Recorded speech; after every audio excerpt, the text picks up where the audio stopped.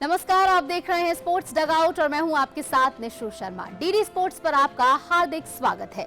आज के खास शो में हम लेकर आए हैं आपके लिए खेल जगत की बड़ी सुर्खियां, दिन की सबसे अहम खबर, खास रिपोर्ट्स और आपके पसंदीदा खिलाड़ियों से जुड़ी दिलचस्प कहानियां। साथ ही आपको दिखाएंगे सोशल मीडिया की चर्चाएं और खेल इतिहास के सुनहरे पलों की झलक। तो बने रहिए हमारे साथ, क्योंकि स्पोर्ट्स डगआउट में आपको मिलेगा खेल की दुनिया का हर रंग, हर जज्बा सिर्फ आपके लिए। आइए शुरुआत करते हैं आज की सुर्खियों से।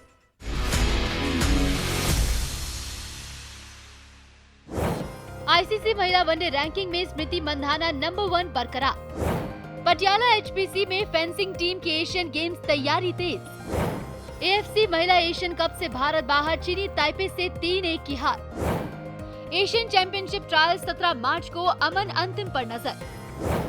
दिल्ली को 2027 एशिया कप आर्चरी चरण की मेजबानी। आईसीसी की ताजा महिला वनडे रैंकिंग में भारतीय बल्लेबाजों का दबदबा बरकरार है। स्टार ओपनर स्मृति मंधाना ने एक बार फिर से दुनिया की नंबर 1 वनडे बल्लेबाज के रूप में अपनी जगह कायम रखी है। तो वहीं कप्तान हरमनप्रीत कौर भी टॉप 10 में बनी हुई हैं। इस बीच अन्य टीमों के खिलाड़ियों ने भी रैंकिंग में शानदार छलांग लगाई है।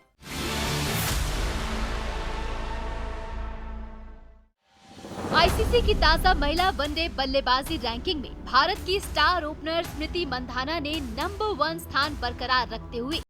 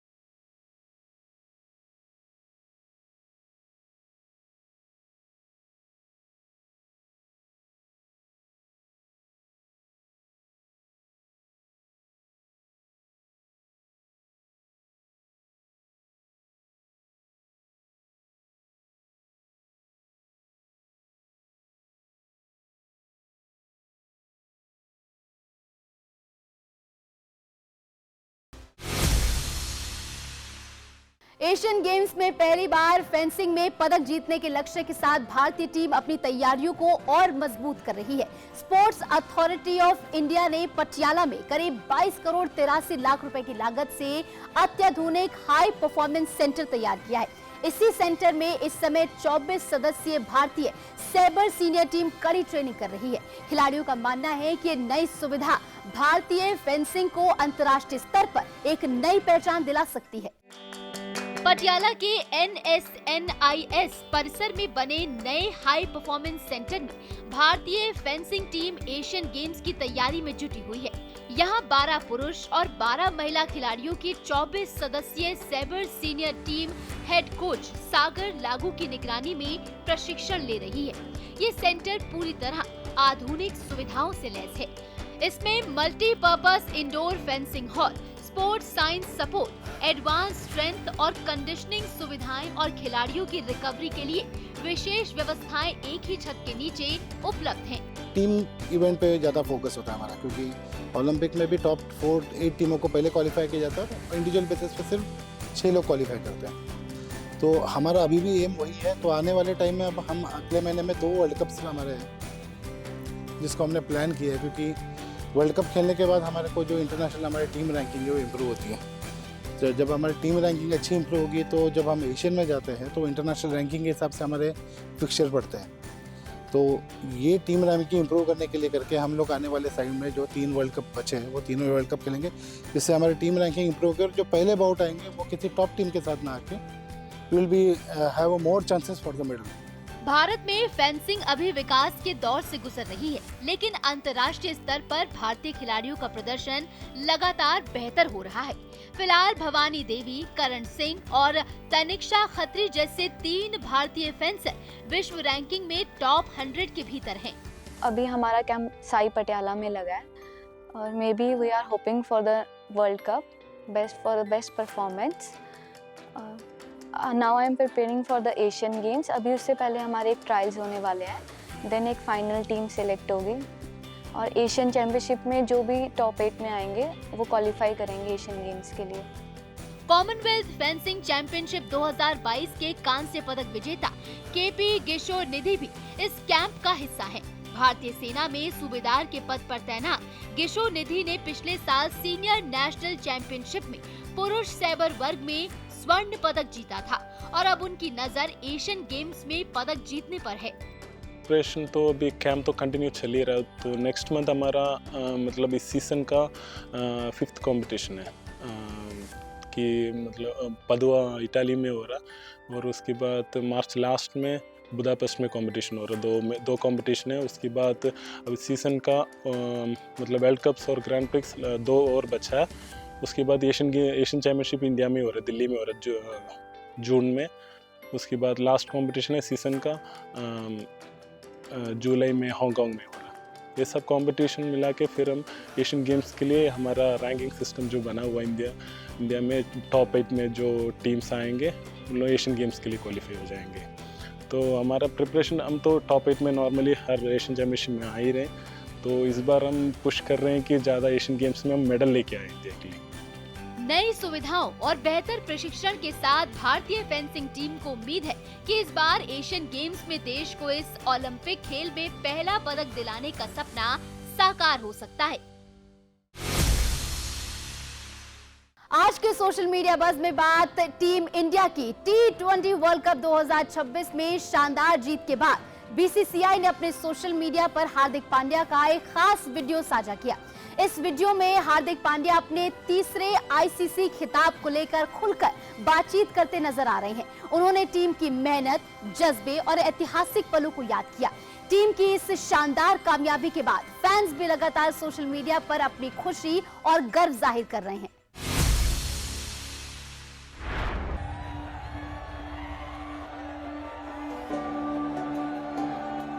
Absolutely special. Always wanted to win trophies. Can't get any better than winning it. My home state.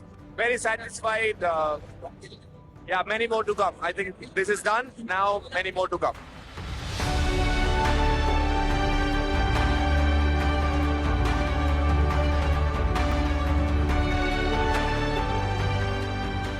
Life circle. I mean, to be very honest, I was just, when I went up right now, I was just like, the same kid who came from Baroda has won so many trophies now in my life, which I could not fathom. I could have not been able to process it that 10 years down the line, I'll be sitting here being the most senior player in the team. And at the same point of time, winning 3 ICC trophies and 5 IPLs. I mean, just a dream, but it feels like it has just started.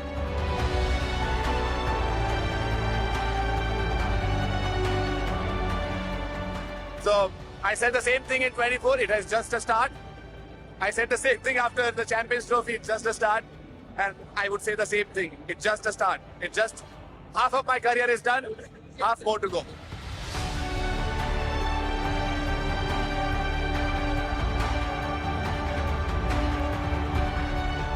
Winning trophies is my Hardik Pandya's best habit. But generally, I think I am not good at winning. I win and I move on. So for me, this is done. Now next is winning the 27 World Cup, the gold medal, Olympics, and as many trophies post that.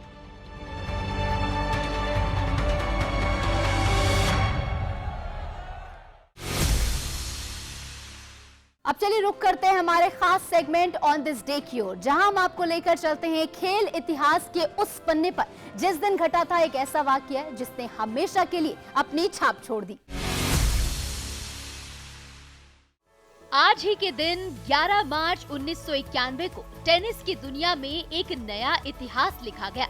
महज 17 साल की उम्र में मोनिका सेलेस पहली बार WTA ranking में विश्व number 1 बनी और स्टेफी ग्राफ के लगातार 186 हफ्तों तक नंबर 1 रहने के रिकॉर्ड का अंत किया।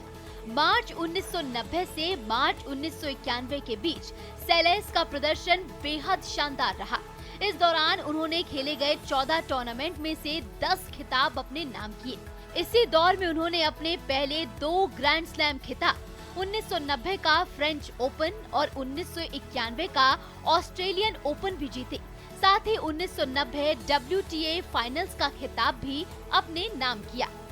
उस साल सेलेस ने 67 मैचों में से 63 में जीत दर्ज की और WTA इतिहास की 5वीं विश्व नंबर 1 खिलाड़ी बनी। उस समय वे रैंकिंग में नंबर 1 बनने वाली सबसे युवा खिलाड़ी भी थी। तो ये था हमारा ऑन दिस डे सेगमेंट। अब बारी है हमारे खास सेगमेंट स्पोर्ट्स ट्रैप की, जहां हम आपको दिखाएंगे देश और दुनिया की खेल से जुड़ी टॉप बड़ी खबरें, वो भी तेज रफ्तार में। तो पेश है टॉप स्पोर्ट्स न्यूज दुनिया भर के हर खेल से रफ्तार के साथ।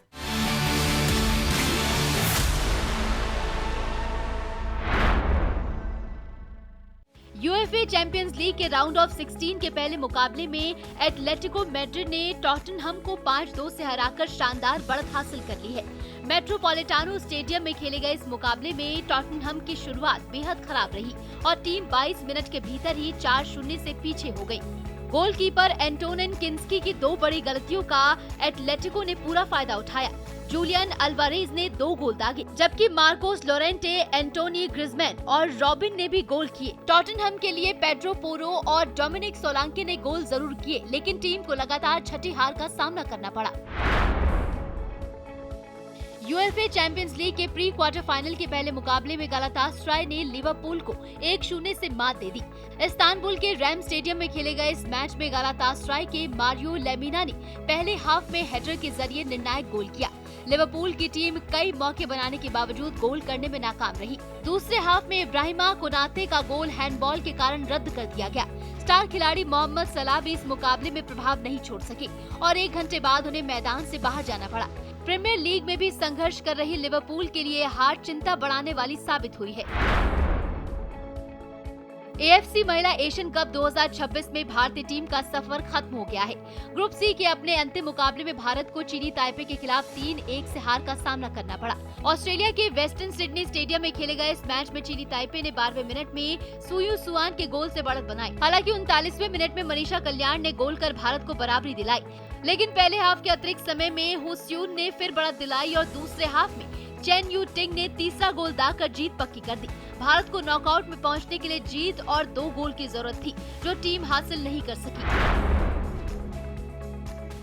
विश्व नंबर 1 आर्यना सबालेंका ने इंडियन वेल्स टेनिस टूर्नामेंट के क्वार्टर फाइनल में जगह बना ली है।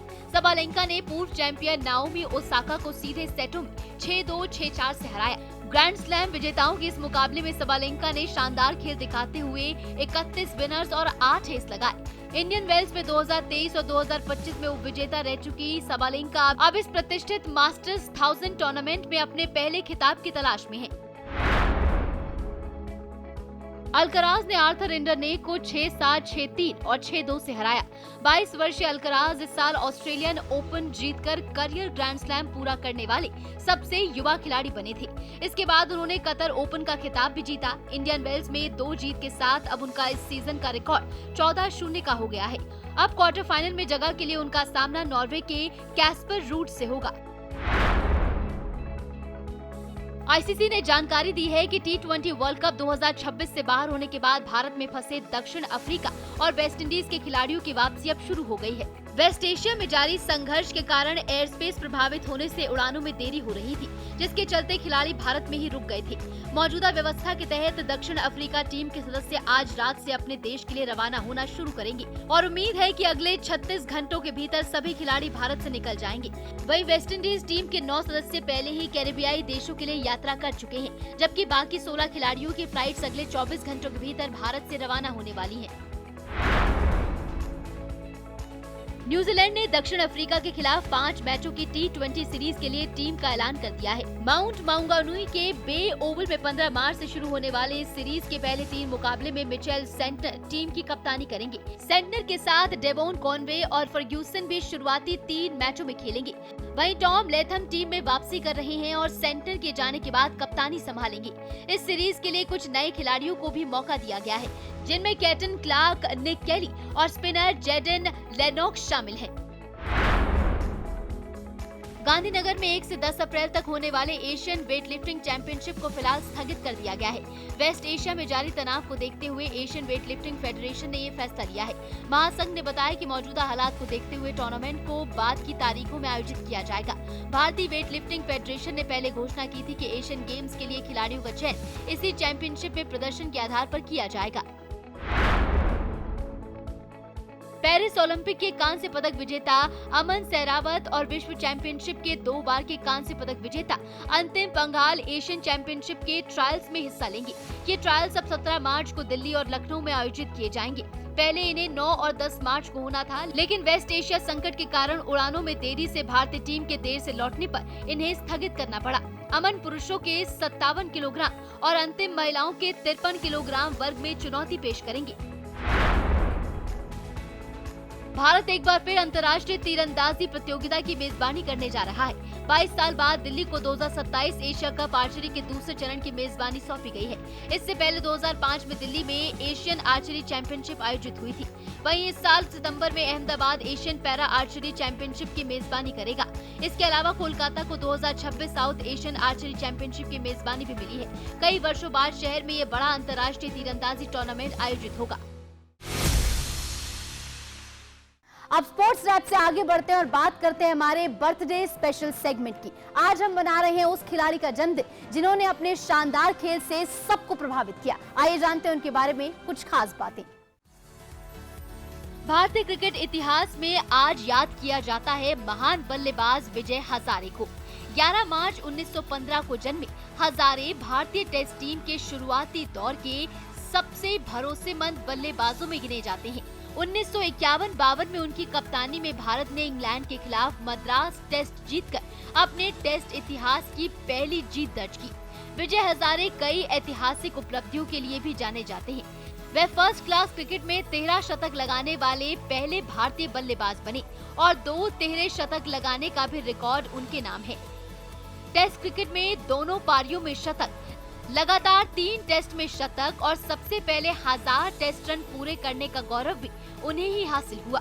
भारतीय क्रिकेट में उनके योगदान को सम्मान देते हुए बीसीसीआई ने उन्हें 1996 में CK Nayudu lifetime achievement award से सम्मानित किया। वहीं घरेलू क्रिकेट में आज भी विजय हजारे ट्रॉफी उनके नाम से खेली जाती है। डीडी स्पोर्ट्स की तरफ से विजय हजारे को जन्मदिन की हार्दिक शुभकामनाएं। तो दोस्तों, आज के स्पोर्ट्स डगआउट में बस इतना ही। हमारा वादा है खेल की हर बड़ी और अहम खबर हम आपको दिखाएंगे सबसे भरोसेमंद और सबसे दिलचस्प अंदाज में। तो जुड़े रहिए डीडी स्पोर्ट्स के साथ। अगली मुलाकात तक खेल का जुनून बनाए रखिए, जीत का जज्बा जगाए रखिए।